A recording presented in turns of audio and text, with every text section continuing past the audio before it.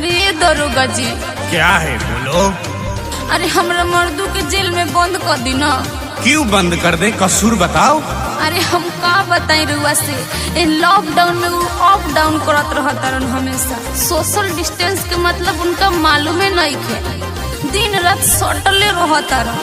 कहाँ है, बुलाओ उसे। अभी 4 पैना लगाएंगे, दिमाग होश में आ जाएगा। ना ना दरोगा जी मारे मत, खाली समझा दे। इतना न खा ले तारे कि दिन पर दिन दुबराइल जाता है। कोरोना से तो बाद में मरे हैं, लागो ताकि चटनिया चाट के मर जाए। समझा नहीं, थोड़ा खोल के बताओ ना।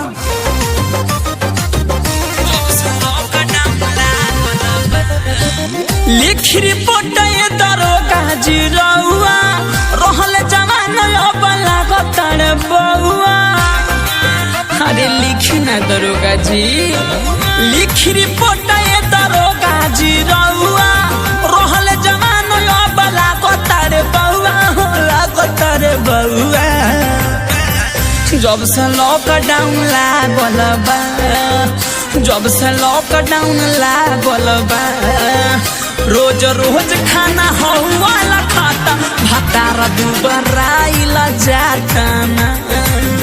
रोज रोज खाना हवाला खाता, भतार दुबराइल जाता ना। रोज रोज खाना हवाला खाता, भतार दुबराइल जाता ना।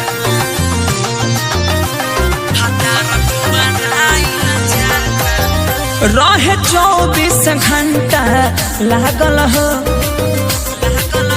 खुद होई हमके कर दी पागल हो। के सिपाही लोग कुछ करी ना। रहे 24 घंटा लागल हो, खुद होई हमके कर दी पागल हो। लागत डर कोनो धइली बीमारी, बंद करे जेले में ओकरा के सुधारी, बोलम के सुधारी।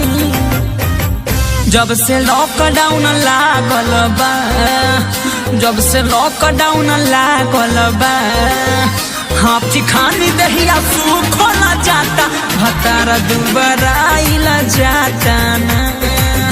रोज रोज खाना हवाला खाता, भतार दुबराइल जाता ना।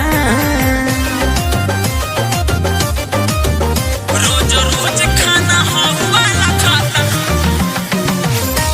भतार दुबराइल जाता ना।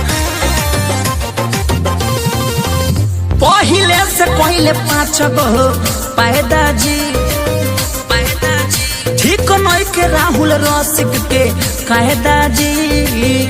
सिपाही जी पहिले से पहिले 5 गो पैदाजी, ठीक नहीं के राहुल रसिक के कायदाजी। सोशल डिस्टेंस नहीं शशिलाल बुझेला, रात भर पलंग पर करता खेला हो, करता खेला। जब से लॉकडाउन लागल बा, जब से लॉकडाउन लागल बा, तनको रह नाही उनकर सुहाता, भतार दुबराइल जाता ना।